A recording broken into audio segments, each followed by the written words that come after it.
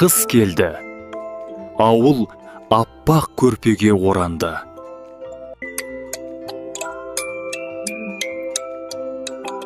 Қыс бұйыл өте ұзаққа созылатын сияқты.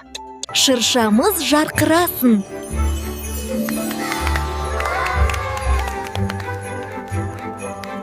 Шыршамыз өте керемет. Енді жаңа жылға дайынбыз.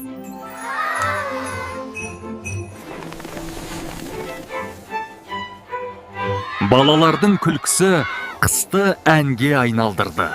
Далада қыс болса да, үйде отбасымен өткізген сәт ең қымбат әрі ыстық. Қараңдар, ақ қаламыз дайын.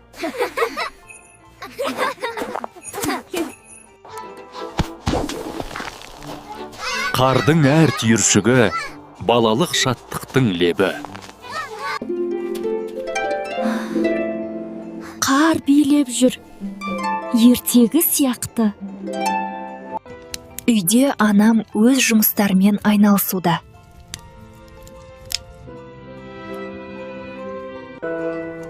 Қыс керемет, бірақ көктемді сағындым.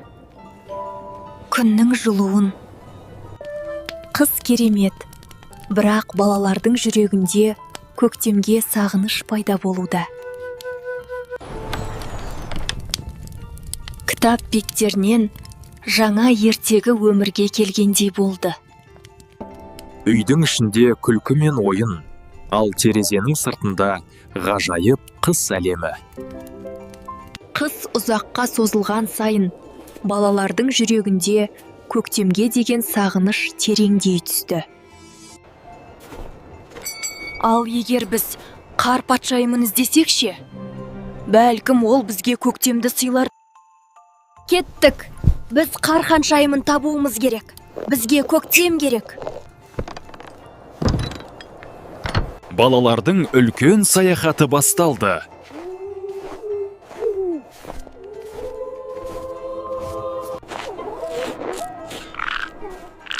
Жаңғағым мұздың астында қалды.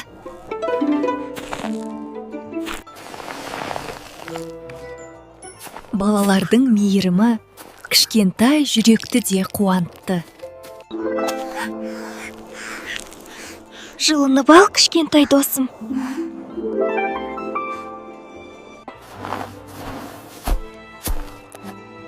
Достық пен татулық кез келген көпірді салады. Аспан үмітке боялды.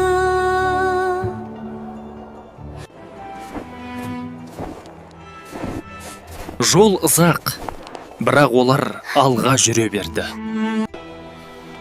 Шаршаған сәттерінде де жүректері үмітке толы еді.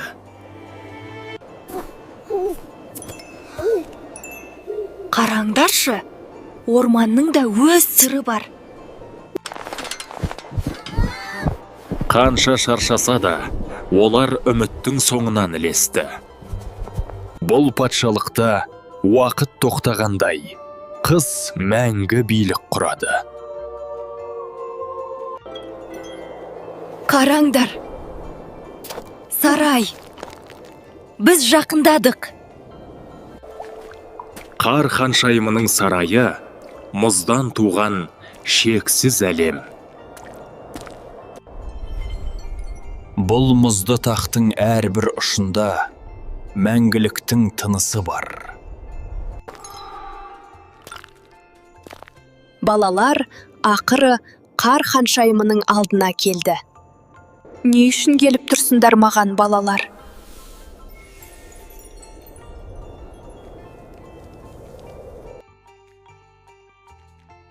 Қар ханшайымы, біз көктемді қалаймыз. Көктемді қалайсыңдар ма? Не үшін? Қыстың несі жаман? Көктемді сендерге беремін, бірақ сендер тапсырма орындауларың керек. Мынау қардан жаралған алма. Егер сендердің жүректеріңде жылу болса, оны тірілте аласыңдар. Егер сендердің жүректеріңде жылу болса, оны тірі алмаға айналдыра аласыңдар.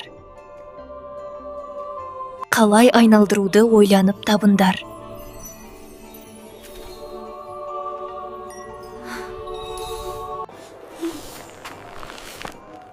Балалар ұзақ ойланды, әр түрлі амалдар жасауда. Алдымен олар әр түрлі амалдар жасап көрді, бірақ алма жібімеді. Балалардың ойлары бытырап, әр қайсысы басқа жолдарын іздеді. Тек ең соңында олар түсінді. Тек жүректердің ортақ жылуы ғана мұзды алмаға жан бере алады. Жүректердің ортақ жылуы мұзды алмаға жан берді. Жүректердің жылуы мұзды алманы тірілте алды. Сендер шын мәнінде жүректеріңнің күшін көрсеттіңдер. Ал енді екінші сынақ. Бұл мұзды көпір. Бұдан қалай өтуге болады? Егер біз жалғыз өтсек, мұзды көпір қақ айырылады. Жалғыз өтсек көпір сынып қалады. Ал бәріміз қалай өтеміз? Егер шешім табылмаса, көктем бізге ешқашан келмейді. Балалардың жүрегін күдік басты. Бұл көпірден қалай өтеміз? Жалғыз өтсек көпір сынып қалады. Ал бәріміз қалай өтеміз? Шешімі табылды. Тек бірге өтеміз. Қол ұстасып. Тек бірлік қана оларға көмектесетінін біледі ме екен балалар?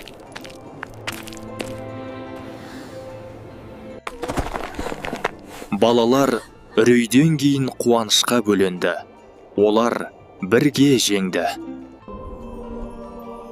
Сендер жүректеріңнің батылдығы мен ақылын көрсеттіңдер. Жақсы. Сендер шынымен де батылдық пен мейірімділікті көрсеттіңдер. Ән салайық, жүрекке жылу шашайық. Әр жыл мезгілі үшін риза болайық.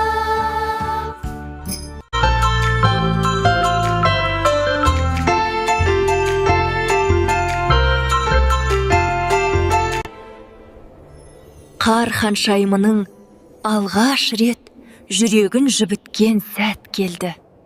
Мұзды жүректен көктем туды. Олардың қуанышы мұз сарайына да жылу сыйлады. Рахмет, қар ханшайымы.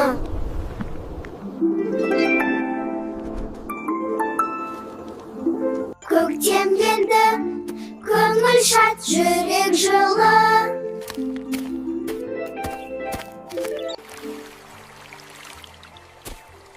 Табиғат оянды. Жан жануарлар қайта шықты. Балалар ауылдарына көктемді алып қайтты. Ауылда көктемнің алғашқы демі сезілді.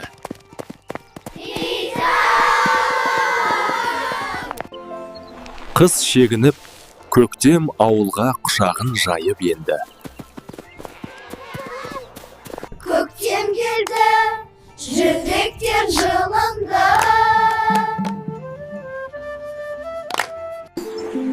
Табиғат пен адамдар шаттықта біріккендей болды.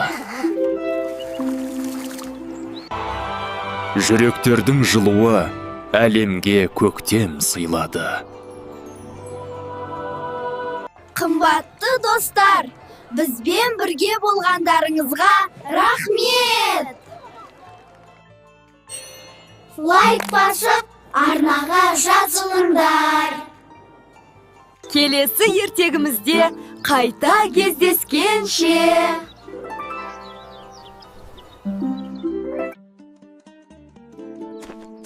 Баяғыда бір шал мен кемпір өмір сүріпті. Шалмаң балықшы еді, кемпірің қарапайым үй шаруасындағы әйел. Күн сайын осылай таңмен теңізге шығатынмын. Тыныштық пен несібемді сол жақтан іздейтін едім. Бәлкім бүгін бақытты күнім болар. Теңіз ешқашан бос қайтармайтын.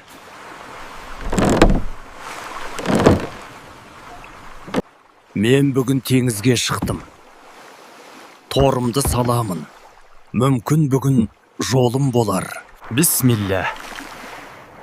Береке болсын, торым толы болғай. Қап, тағы да бос. Бірақ сабыр, бәлкім келесіде жолым болар. О! Жаратқан, бұл не ғажап? Алтын балық қой. Қарт ата, мені босатшы. Тілеген бір тілегіңді орындаймын. Жарайды, жануар. Мен сенен ештеңе сұрамаймын. Бара бер, бостандығың болсын. Мен бүгін бір алтын балық ұстадым. Бірақ оны босатып жібердім. Тұрда, не дейсің? Алтын балық ұстап ештеңе сұрамадың ба? Бар қайтадан.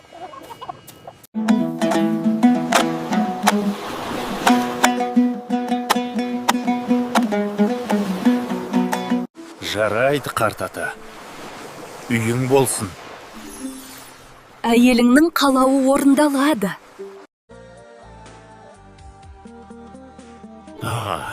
Енді жарайды.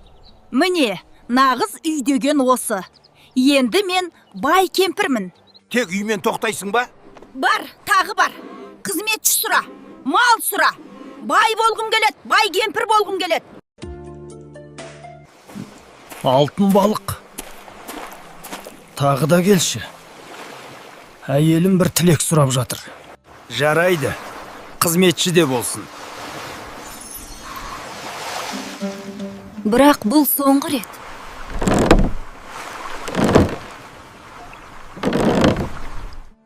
Мына байлық аз маған. Мен ханша болғым келеді. Күміс тақ, алтын сарай, теңіздің үстінде тұратын үй керек маған. Естіп тұрсың ба?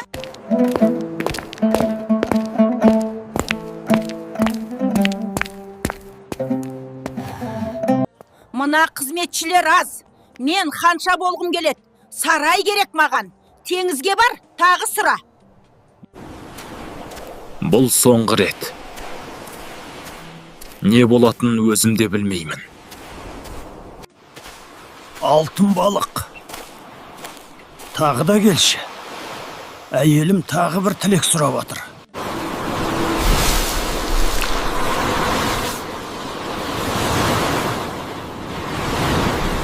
Күнде теңізге қарап, өзімнен ұялам.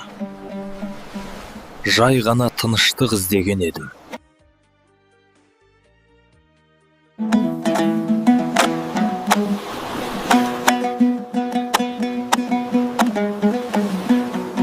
Бәрі сол қалпына келдір.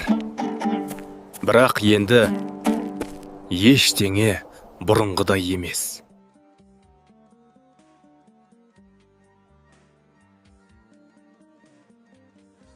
Адам кейде бәрін жоғалтып барып қана не үшін өмір сүріп жүргенін түсінеді. Үнсіздігіме кейде жауаптың өзі.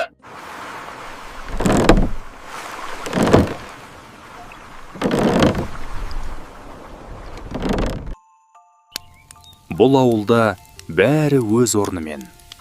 Таңғы тыныштық, қазан қайнаулы. Әлемнің әрбір тірі бөлігі мен өсімдігі өз орнын іздеуде. Неге менің өмірім тек осымен шектелуі керек? Менің де арманым бар шығар. Мен жай ғана тамақ болғым келмейді. Мен өз жолымды табуым керек.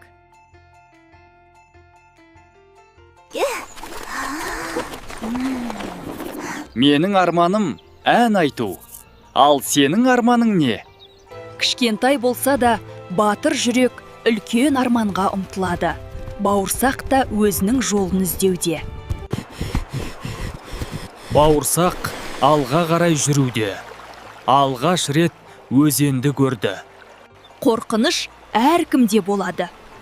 Сөйтіп, бауырсақ алғаш рет балапанды кездестіреді. Маған да қорқынышты, бірақ біз бірге батыл болуымыз керек. Мен саған көмектесемін. Батыл жүрек қорқынышты жеңуге күш табады. Жүр, кішкентай балапан. Біз бірге өтеміз.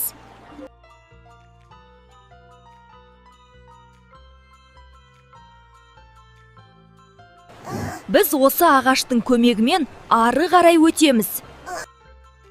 Шын батыр алдымен өзі қадам басып, өзгеге жол көрсететін жан.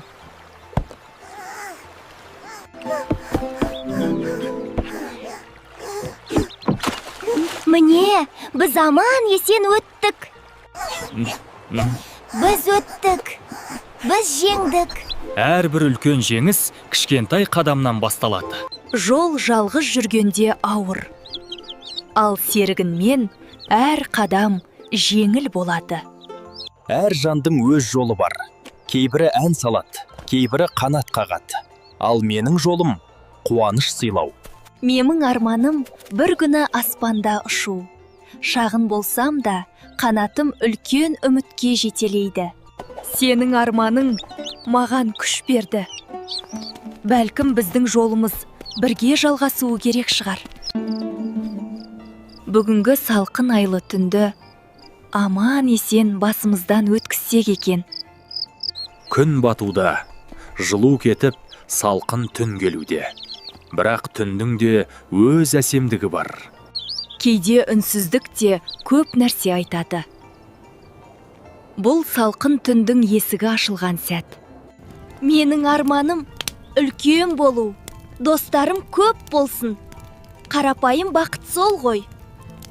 Арман бөліскен сайын шындыққа айналады. Қара, жұлдыз ағып барады. Бұл біздің арманымыздың белгісі. Әрбір жаңа таң, жаңа мүмкіндік. Бүгін бізді үлкен жол күтіп тұр. Бақыт деген бірге саяхаттау. Әр таң бақытқа толы.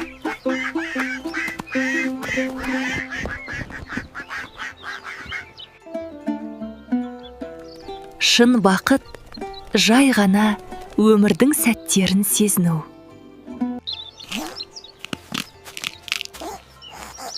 Достар, ал сендер үшін бақыт деген не? Күннің шуағын сезіну өмірдің ең әдемі сыйы. Солай емес пе? Достар, біз түсіндік. Нағыз бақыт ол сенім мен достық. Бақыт деген әр күнге шүкір ету. Достар, біз түсіндік. Бақыт әрқашан қасымызда болған екен. Әр күн, әр күлімдеу. Осымен бауырсақтың бақыт іздеу туралы хикаясы аяқталды. Ол оны тапты. Сау болыңдар, кішкентай достар. Есіңде болсын, бақыт әр күнімізде.